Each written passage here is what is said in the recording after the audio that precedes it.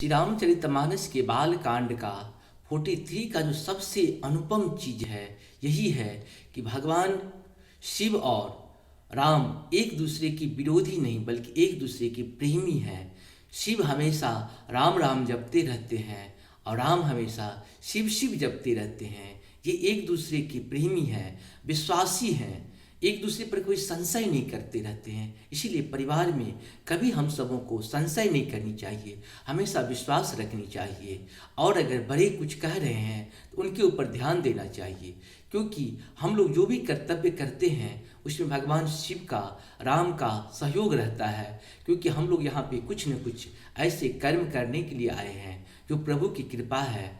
इसीलिए अगर कोई अच्छा भी हो रहा है तो वो भी प्रभु की कृपा है, और बुरा भी हो रहा है वो भी प्रभु की कृपा है। अगर संशय नहीं होती सती को तो क्या ये चीज़ होता? नहीं होता।